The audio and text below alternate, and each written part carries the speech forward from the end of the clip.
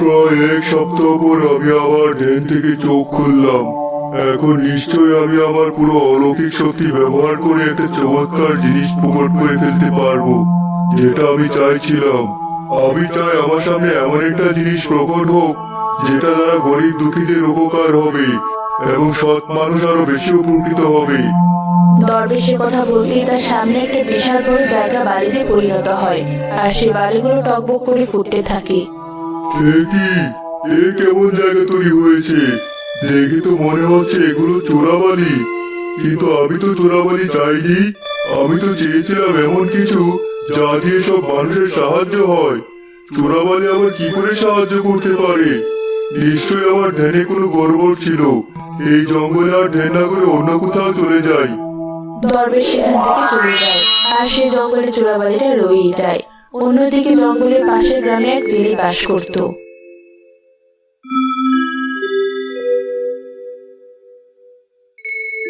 আরে গিন্নি, আমাকে তাড়াতাড়ি ডেকে দিবে না? সকাল সকাল না গেলে তো আর মাছ পাওয়া যায় না। তোমাকে তো রাখছিলাম, তুমি নাক দেখে ঘুমোচ্ছিলে। আমি তো ভেবেছিলাম আজ মাছ ধরতেও যাবে না। কি যে বলছো, মাছ ধরতে না গেলে হবে? আমার মেয়ে কোথায়? ওকে স্কুলে দিয়ে আমি মাছ ধরার জন্য চলে যাব। হাসি তো তৈরি হয়ে বসে আছি, তুমি খাবার খেলেও খাবার খাবে। তোমার জন্য অপেক্ষা করছি। মেয়ের তো বাবার জন্য দরদি শেষ নেই। এমন করে বলছো কেন? আমার একমাত্র মেয়ে আমার জন্য দরদ দেখাবে না তো কার জন্য দেখাবে? আয় মা, একসাথে খাবার খেয়ে নেই। হিলাল তার মেয়ের সাথে খাবার খেয়ে তাকে নিয়ে স্কুলের দিকে চলতে থাকে।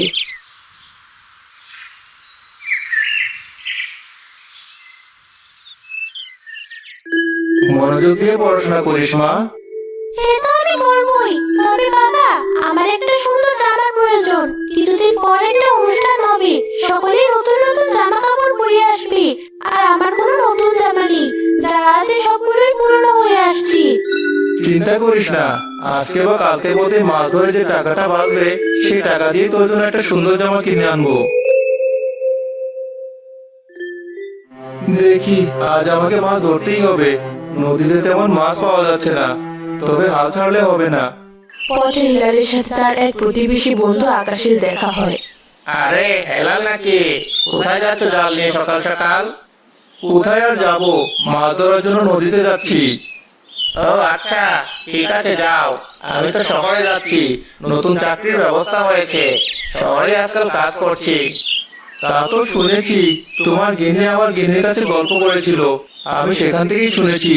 ভালোই করেছো, আজকাল তেমন মাছ পাওয়া যায় না। তাহলে আর বলছে কি, মাছ ধরে কি আর সংসার চলে?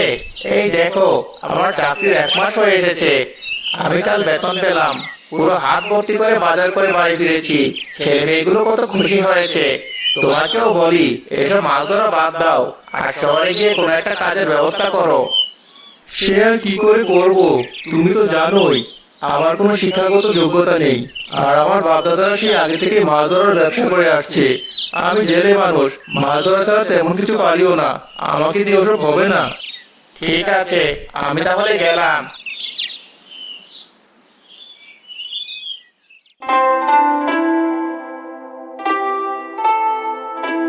হিলাল মাছ ধরতে থাকে নিজের নৌকায় বসে, কিন্তু সে কোনো মাছের দেখা পায় না। আমি কি ভুলটা না করেছি? যদি একটু শিক্ষিত হতাম তাহলে শহরে গিয়ে আমিও কাজ করতে পারতাম। এখন তো এই নদীতে মাছই পাচ্ছি না। নৌকাটা বড় হলে সাগর বা কোনো নদীতে যাওয়া যেত। না, আর এখানে থাকা নয়, জঙ্গলের মধ্যে একটা নদী আছে, সেই নদীতে গিয়েই দেখি। হিলাল জঙ্গলের মধ্যে নদীতে চলে গিয়ে কিছু মাছও পায়।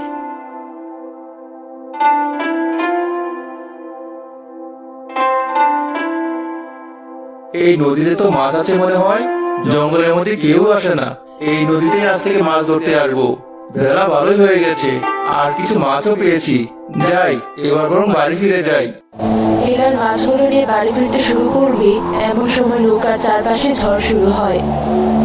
আরে, হঠাৎ করে এখানে ঝড় কি করে চলে আসলো? আমি তো এখন আর এই ছোট পুরনো নৌকা দিয়ে নদীর মধ্যে দিয়ে চালিয়ে যেতে পারবো না। আমি বরং নৌকাটা এখানে বেঁধে জঙ্গলের মধ্যে দিয়ে বাড়ি ফিরে যাওয়ার চেষ্টা করি।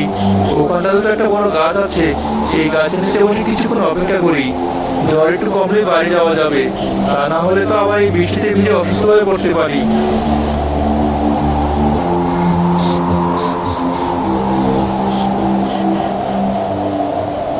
হিলাল গাছের নিচে বসে অপেক্ষা করতে করতে চোরাবালি দেখতে পায়। এই জঙ্গলের মধ্যে চোরাবালি কি করে এলো? জঙ্গলে তো অনেকদিন আসি না, হয়তো নতুন করে চোরাবালির উৎপত্তি হয়েছে। হিলাল কিছুক্ষণ অপেক্ষা করে দেখতে পায় হঠাৎ সে চোরাবালির ওপর পাশ থেকে চকচক করছে স্বর্ণ মুদ্রা এবং কিছু মূল্যবান গহনা। এই তো ভারী অবাক করা বিষয়, কিছুক্ষণ আগেও তো মনে হয় না এখানে এই জিনিসগুলো ছিল, হঠাৎ করে এখানে কি করে এলো? আমি কি গিয়ে একবার দেখবো?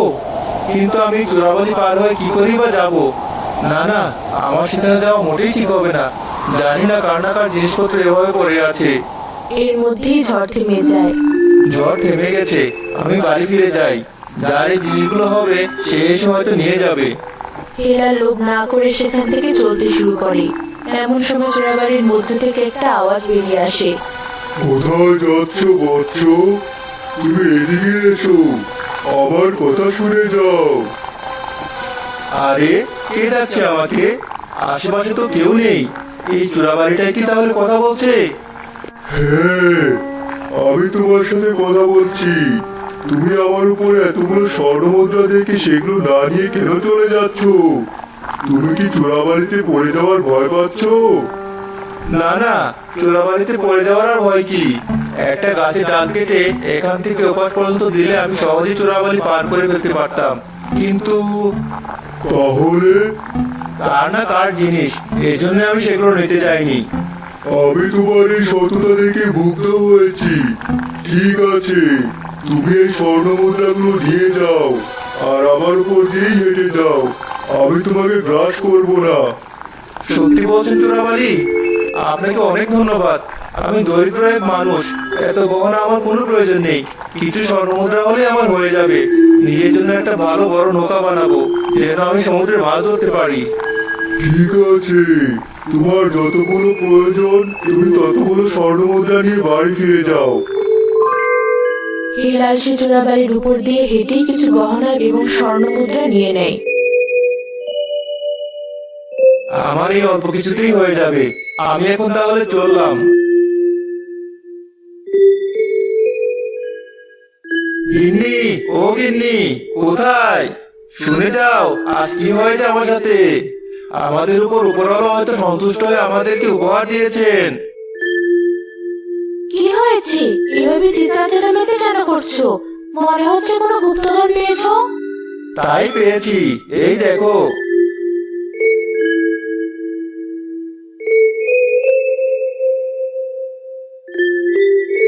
খুব ভালো বিষয়, কিন্তু তুমি এই কটা স্বর্ণ মুদ্রার গহনা কেন এনেছো? সবগুলো নিয়ে এলেই তো পারতি। আরে, এত কিছু কি আর আমার প্রয়োজন আছে?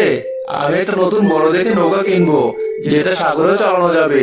দেখবে, এরপর নিজেরাই মাছ বিক্রি করে টাকা আয় করে ফেলবো। অন্য কোনো গরিব মানুষ যদি সেই জঙ্গলে যায় আর তার সাহায্যের প্রয়োজন হয়, তাহলে সেখান থেকে সে বাকি স্বর্ণমুদ্রা নিয়ে নেবে। বুঝতে পেরেছি, তুমি ভালো মানুষ, এজন্য ভালো চিন্তা করেছো। আর তাই হয়তো আমরা এই উপহারটা পেয়েছি। হিলাল সে স্বর্ণ মুদ্রার গহনা বিক্রি করে একটা বড় নৌকা কিনে এবং সে নৌকা দিয়ে সাগর ও বড় বড় নদীতে মাছ ধরতে যায়। এভাবে কয়েক মাসের মধ্যে হিলালের অবস্থার উন্নতি হতে থাকে।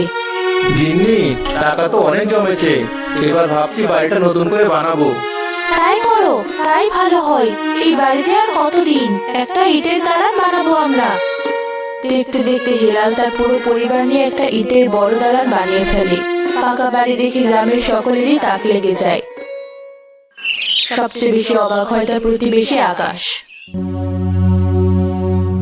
হেলালের হঠাৎ করে কি হলো? সেই জন্য আমার সাথে দেখা হলো। আমি শহরে চাকরি করেও তো এত দ্রুত টাকা আয় করতে পারছি না। সেদিন এত বড় একটা নৌকা কিনে ফেললো, আর এখন আবার পাকা দালানও বানিয়ে ফেলেছে। না, কিছু একটা তো নিশ্চয়ই হয়েছে। আমি একবার কথা বলে দেখবো হেলালের সাথে, যদি কোনো কিছু বের করা যায়।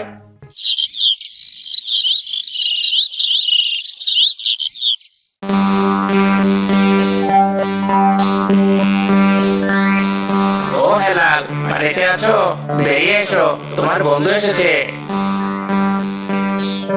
আরে আকাশ নাকি? এসো এসো, বাড়ির ভেতরে এসো। না না, এখন কি আর এই গরিব বন্ধু প্রতিবেশীদের মনে থাকবে? কি যে বলছো, এসো ঘরে এসো। আমাকে তো আবার শহরে যেতে হবে কাজের জন্য। আমি জিজ্ঞেস করতে এলাম, তুমি হঠাৎ করে এমন উন্নতি কি করে করলে? আমার তো আজকাল দিন ভালো যাচ্ছে না। আমাদেরকেও বলো যে আমরা কিছু আয় রোজগার ভালো করতে পারি। আচ্ছা, তুমি তো আমার প্রতিবেশী, আর আমি অনেক আগে থেকেই তোমাকে চিনি। যদি তুমিও খারাপ অবস্থায় পড়ে থাকো তাহলে সাহায্য করতেই পারি। শোনো কি হয়েছিল।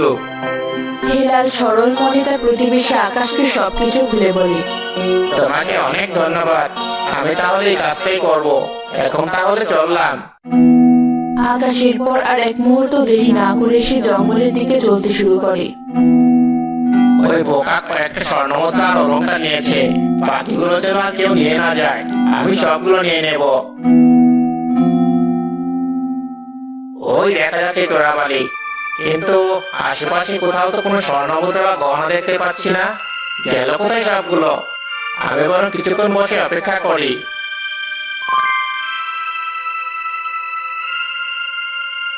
ওই তো চোরাবালির ওই পাশে স্বর্ণমুদ্রা আছে। আকাশ নিজে থেকে কিছু গাছের ডালপালা কেটে চোরাবালির উপর দিয়ে রাস্তা বানাতে শুরু করে। আর এক মুহূর্ত অপেক্ষা করলে চলবে না। ওই দিকে গিয়ে সব গহনা স্বর্ণমুদ্রা নিয়ে নিতে হবে। আমি ওই হেলালের মতো বোকা নাকি? এতক্ষণ অপেক্ষা করতে পারবো না।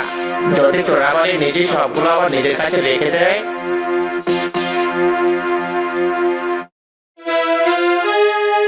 এই তো সব গহনা। আমি সব আমার সাথে করে নিয়ে যাব। আমি ধরে নিয়ে এসেছি। সবগুলো এটার মধ্যে ভরে এখন চলে যাব। আকাশ সব গহনা থলেতে ভরে। তারপর কোন রকমে বাঁশ আর গাছের ডাল দিয়ে বানানো রাস্তা দিয়ে চোরাবালি পার হতে থাকে। কিন্তু ধীরে ধীরে সে সবকিছু নিয়ে চোরাবালিতে তলিয়ে যেতে থাকে। আরে এসব কি হচ্ছে? আমি তো চোরাবালিতে তলিয়ে যাচ্ছি। কে আছো? বাঁচাও! তুই লোক করে এখানে এসেছিস?